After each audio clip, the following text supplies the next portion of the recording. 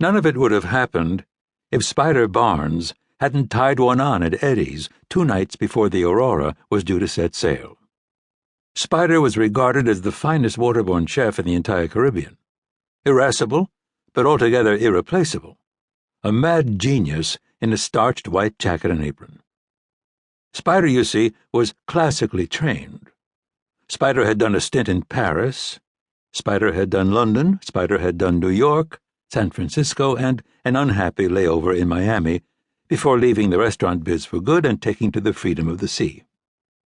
He worked the big charters now, the kind of boats the film stars, rappers, moguls, and poseurs rented whenever they wanted to impress.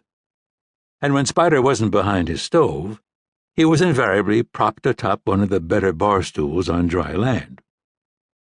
Eddie's was in his top 5 in the Caribbean basin, perhaps his top 5 worldwide. He started at 7 o'clock that evening with a few beers, blew a reefer in the shadowed garden at 9, and at 10 was contemplating his first glass of vanilla rum.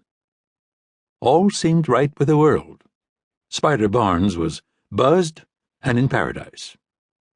But then he spotted Veronica, and the evening took a dangerous turn. She was new to the island, a lost girl, a European of uncertain provenance who served drinks to day-trippers at the dive bar next door. She was pretty, though. Pretty as a floral garnish, Spider remarked to his nameless drinking companion, and he lost his heart to her in 10 seconds flat. He proposed marriage, which was Spider's favorite approach, and when she turned him down, he suggested a roll in the sheets instead. Somehow it worked, and the two were seen teetering into a torrential downpour at midnight. And that was the last time anyone laid eyes on him. At 12:03 a.m., on a wet night in Gustavia, soaked to the skin, drunk, and in love yet again.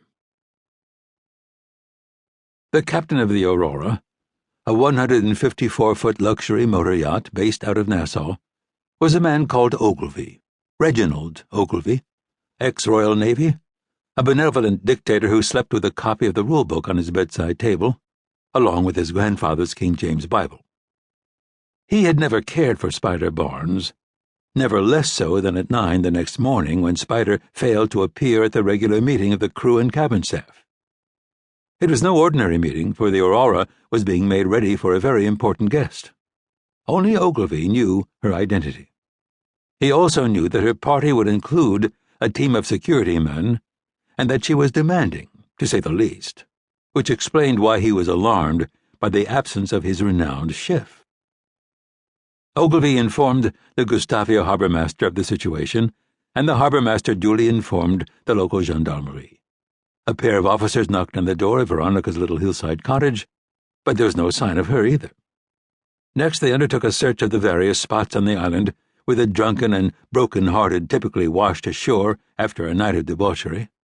A red-faced Swede at Le Select claimed to have bought Spider a Heineken that very morning.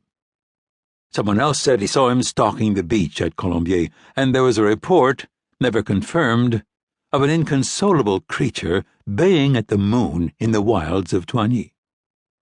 The gendarmes faithfully followed each lead. Then they scoured the island from north to south, stem to stern, all to no avail. A few minutes after sundown, Reginald Ogilvy informed the crew of the Aurora that Spider Barnes had vanished and that a suitable replacement would have to be found in short order. The crew fanned out across the island from the waterside eateries of Gustavia to the beach shacks of the Grand Cul-de-Sac, and by 9 that evening, in the unlikeliest of places, they had found their man.